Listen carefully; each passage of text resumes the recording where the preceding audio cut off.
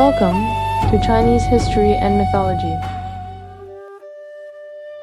Hey friends, welcome back to Chinese History and Mythology. More than 2,000 years ago, Qin Shi Huang brought a long age of war to an end and united scattered lands into one vast empire.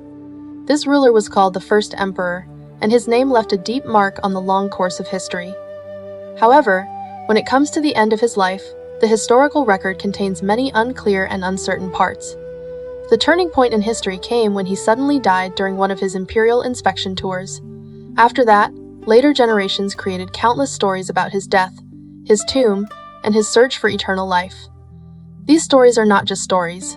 They reflect how people of that age understood life, death, and even the universe itself.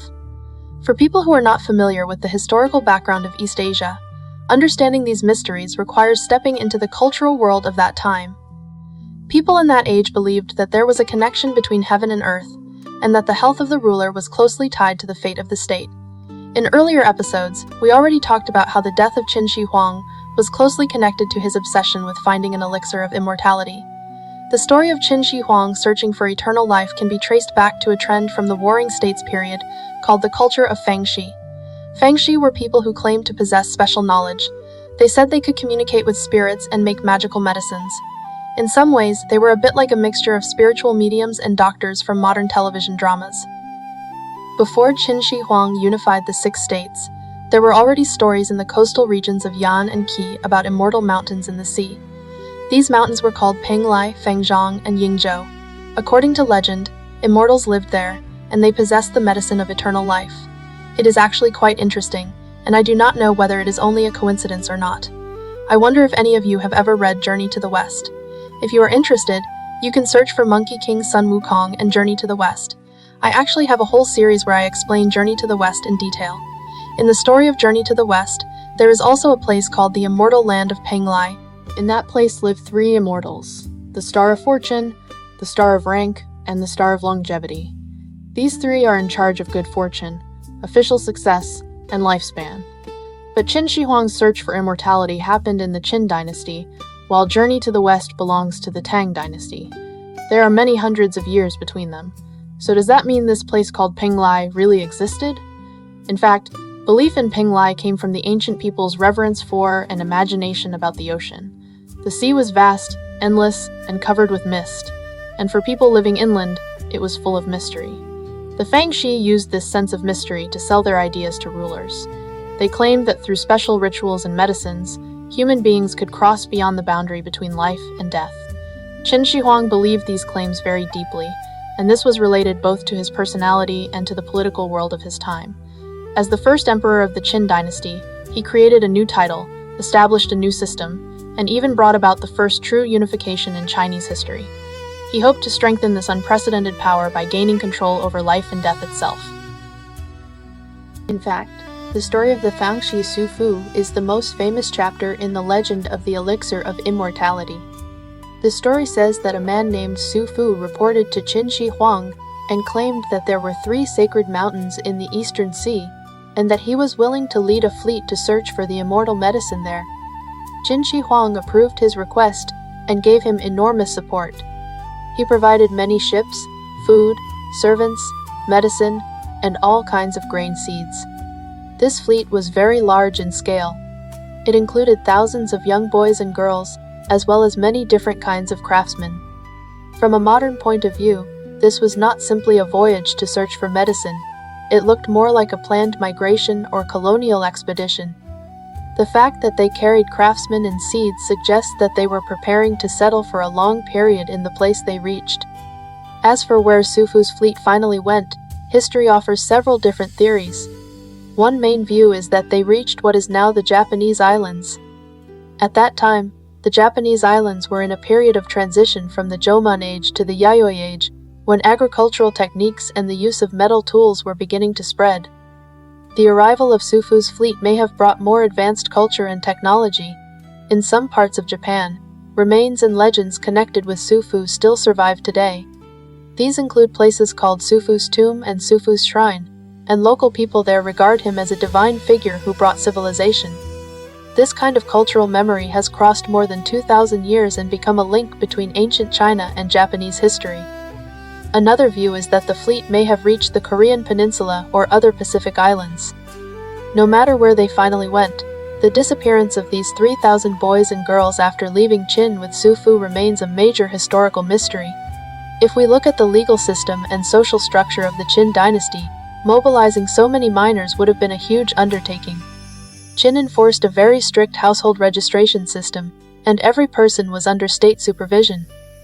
Why the families of these children agreed to let them travel so far is not explained in detail in the historical record. It may be that they were promised a better future, or that this was simply part of compulsory state conscription. In the thinking of that time, serving the emperor was considered the highest honor, but it also came with enormous risk. These children traveled by sea, facing unknown storms and disease, and their chances of survival would have been a serious problem. If they really did reach lands overseas, then how they adapted to a new environment and how they blended with local people are both questions worth exploring. This event reflects the powerful ability of the Qin dynasty to mobilize people, and it also shows the level of seafaring technology at that time. Not long after Su Fu left, Qin Shi Huang died of illness. The story of Qin Shi Huang's death became full of drama and conspiracy in later historical telling. Because no one could be certain that Peng Lai truly had an elixir of immortality, Qin Shi Huang sometimes also went personally to different places to search for the medicine of eternal life. He fell ill during his 5th Eastern inspection tour at a place called Shakyu Platform. Shakyu was located in what is now Hebei province, and at that time it was an important stop along the imperial route. As for the exact cause of his death, the historical records are very unclear. Some say it was due to extreme exhaustion, while others say it was a sudden illness. In the hot summer, long-distance travel was a huge test for physical health. By that time, Qin Shi Huang was already in middle age, and years of handling government affairs and carrying out inspection tours had drained his strength.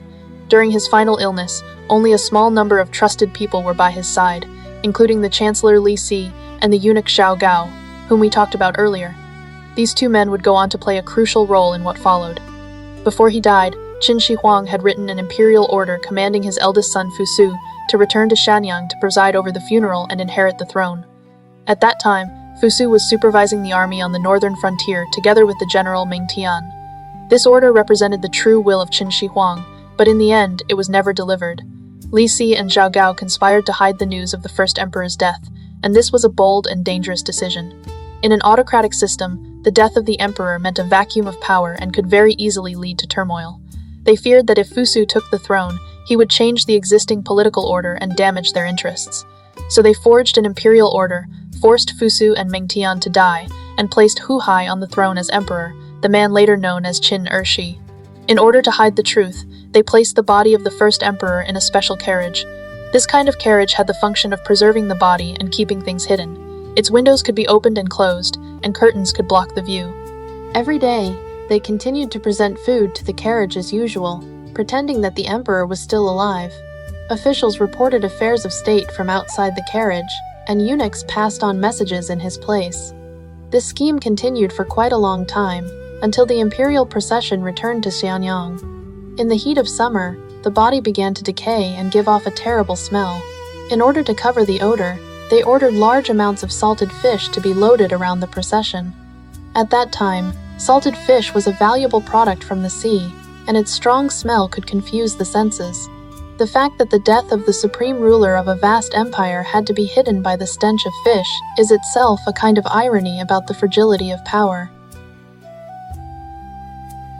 In Chinese history, emperors usually began building their own tombs while they were still alive, and when it comes to the structure of the mausoleum of Qin Shi Huang, that is another unsolved mystery. This tomb lies at the foot of Mount Li.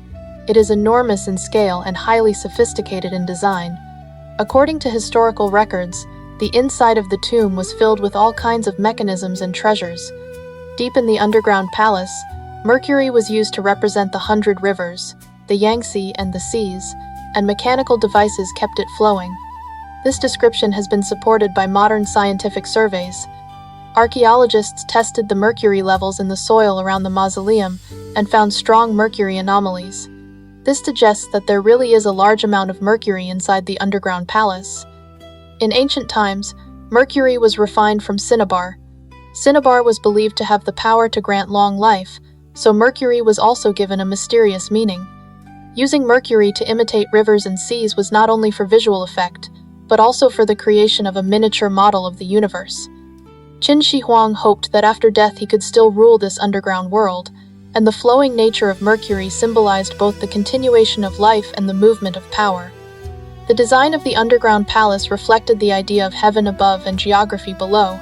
This means that the ceiling of the tomb chamber was painted with the sun, the moon, and the stars, while the ground was made to imitate mountains and rivers. This design came from the ancient idea of the unity between heaven and humanity. Ancient people believed that the human world was a reflection of the heavens above, and that the emperor, as the son of heaven, had to live in a place that matched the patterns of the sky. Painting a star map on the ceiling of the tomb was meant to allow the dead emperor to continue gazing at the stars underground, and to remain connected to heaven. The geographic model on the ground displayed the lands of the empire, and symbolized the emperor's eternal possession of the territory. This kind of layout did not only show the technical skill of the time, it also reflected deep religious belief. The tomb was not simply a place to bury a body. It was a sacred space that connected life and death and linked heaven and earth. The craftsmen used large amounts of stone and wood in the construction, making the structure strong and secure. In order to prevent grave robbery, crossbow traps and other mechanisms were placed inside. Anyone who tried to break in would trigger these mechanisms and face deadly danger. As for the condition of Qin Shi Huang's body, that still remains an unsolved mystery. The Qin dynasty had already mastered a certain level of preservation technology. Archaeological discoveries show that noble tombs from that time used materials such as charcoal and white clay to block out air and moisture. Charcoal can absorb dampness and odors, while white clay can form a sealed layer. In a tomb of the first emperor's rank, the materials and techniques used must have been even more advanced. Some people speculate that Qin Shi Huang's body may have been treated with special substances, or perhaps placed in an environment filled with mercury. Mercury has antibacterial and preservative properties, and high concentrations of mercury vapor can stop microorganisms from growing. If the underground palace was well sealed and its internal environment remained stable, then it is possible that the body could still be preserved today. But that also raises another question. Mercury is poisonous, and long-term exposure can harm the human body.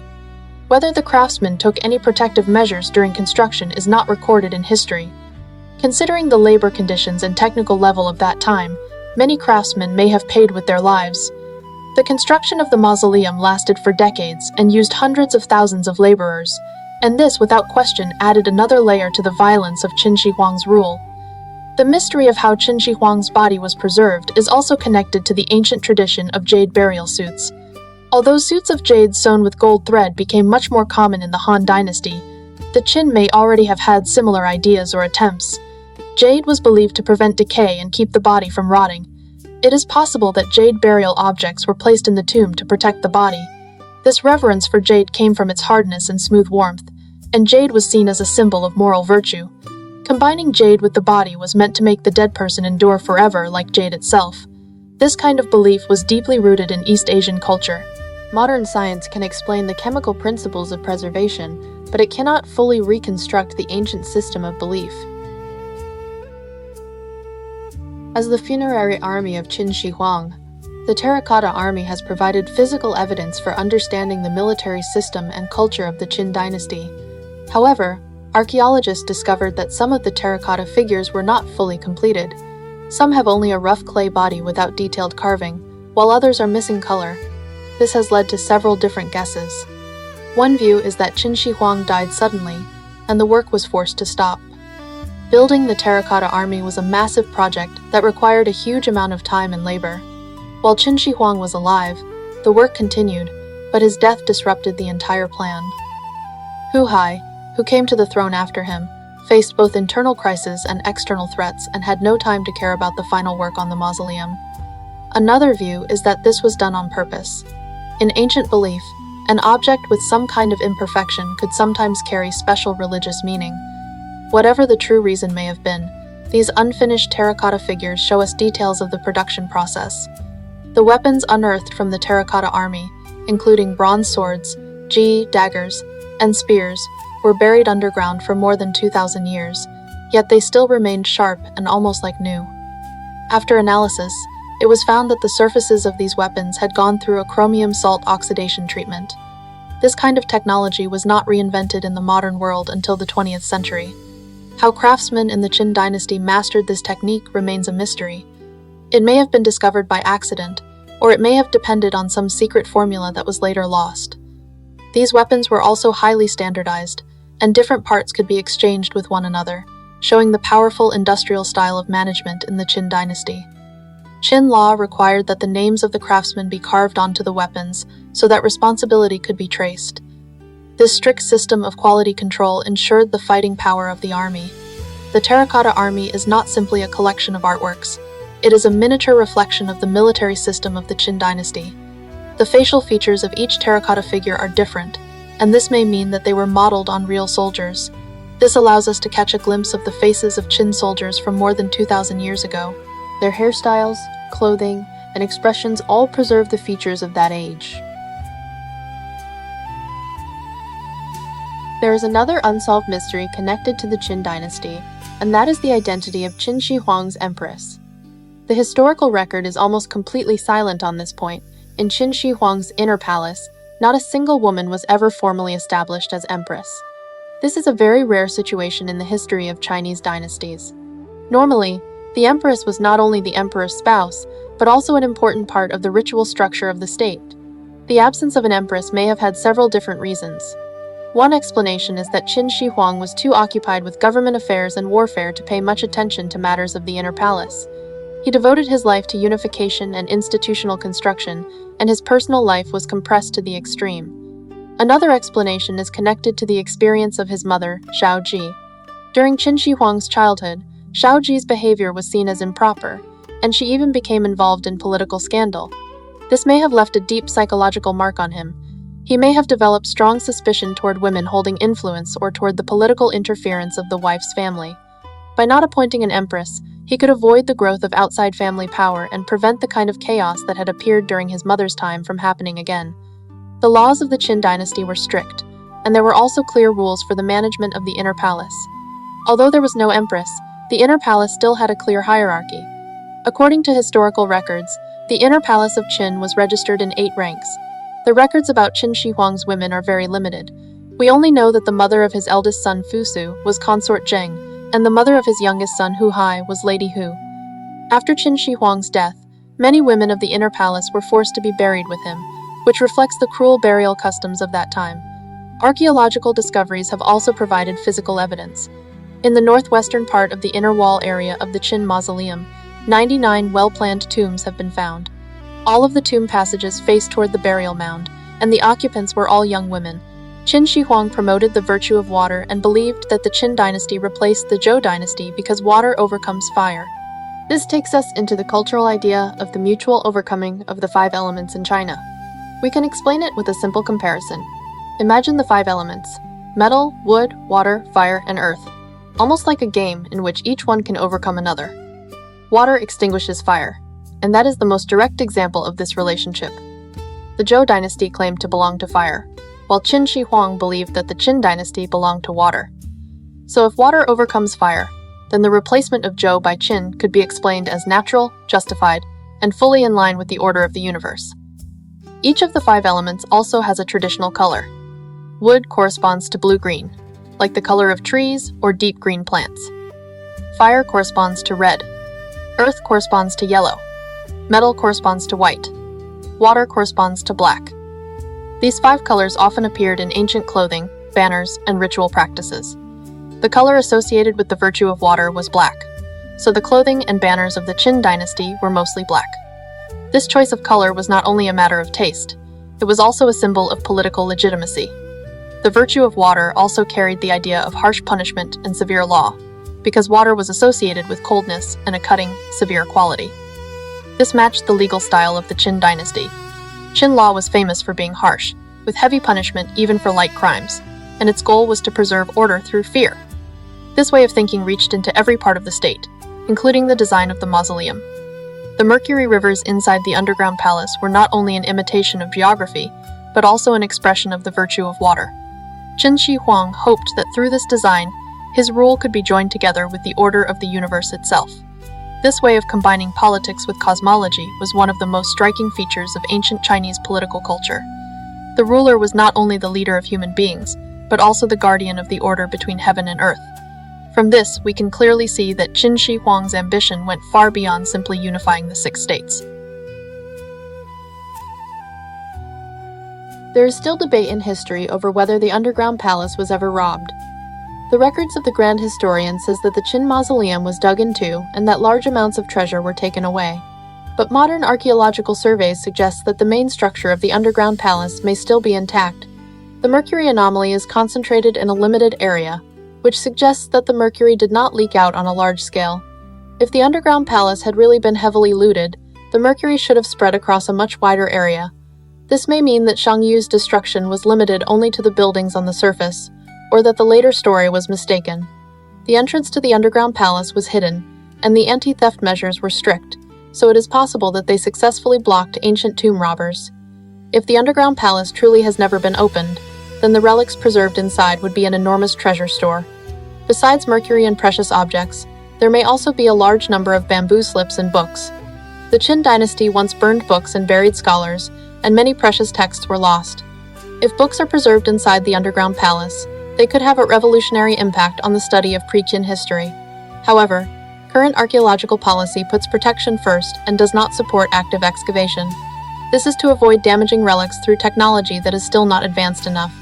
The excavation of the Mawangdua Han tomb was a lesson in this. Many silk objects rapidly oxidized and changed color as soon as they came into contact with air. Because of that, the secrets of the underground palace of the Qin Mausoleum may still remain asleep for a long time. It is also said that inside the mausoleum of Qin Shi Huang there was an everlasting lamp. According to legend, the lamp in the underground palace was made from the fat of a mermaid and could burn for a very long time. The so-called mermaid may actually have referred to a giant salamander or some kind of sea creature, whose fat could burn for a long time. Inside the sealed underground palace, the light was not only for illumination, but also for creating a sacred atmosphere. The everlasting lamp symbolized a flame of life that would never go out, echoing the wish for immortality. But fire needs oxygen, and inside a sealed underground palace, oxygen would have been limited. So in the end, the flame would still go out. That itself is a paradox. The desire for eternity was still restricted by the laws of the physical world.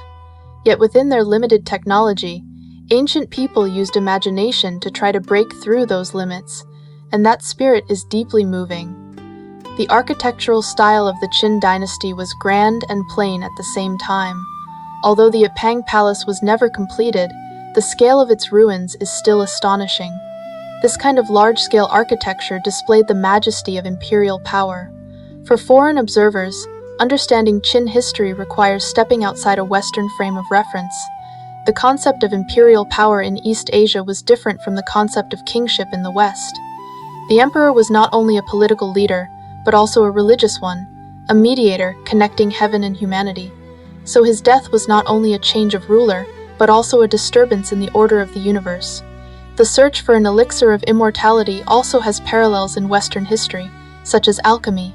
But Chinese alchemy placed greater emphasis on the combination of inner alchemy and outer alchemy, and was connected to theories of bodily cultivation and the transformation of cosmic energy. The culture of Fangxi in the Qin dynasty was one of the early foundations of later Taoism and influenced the later development of religion. Understanding these backgrounds helps us understand the logic behind Qin Shi Huang's actions more deeply. As archaeological technology continues to advance, some of these mysteries may gradually be solved. Methods such as remote sensing and geophysical surveys can gather information about the underground palace without actually digging into it. Future research may reveal the exact pattern of the mercury distribution, or perhaps discover new burial pits. But some secrets may never be solved at all. The charm of history lies in its uncertainty. The unsolved mysteries of the Qin dynasty are not only subjects for historians, they are also rich material for popular culture. Films, novels, and games keep reconstructing this period of history and giving it new meaning. In these works, Qin Shi Huang is sometimes portrayed as a villain and sometimes as a hero. These changing images reflect the values of modern people. The way we think about power, the way we think about life and death, and the way we judge historical figures are all projected into these stories. Real history may actually be more complex than fiction. Qin Shi Huang was a many-sided figure. He had both great ability and cruel harshness. His death and his mausoleum are key ways of understanding that many-sided character. By interpreting these mysteries, we are in fact interpreting human desire and human limitation themselves. The story of Qin Shi Huang is one of the grandest narratives in human history about power and death. Although the Qin dynasty was short-lived, its influence was far-reaching. It shaped the basic pattern of Chinese political culture, and it also left behind countless unsolved mysteries. These mysteries will continue to exist, pushing later generations to keep searching for the truth. And in that search, we do not only learn about the past, we also come to understand the present and the future more clearly. The dust of history may have settled, but the story is still continuing. Alright, that is everything for today. Thank you for listening to Chinese history and mythology. If you enjoy my show, please follow, like, and share it with the people around you. You are also very welcome to leave a comment on my blog and share topics you are interested in at bonniespodcasthandbook.blogspot.com. I am really looking forward to hearing from you. Alright, that is all for today's Chinese history and mythology. See you next episode.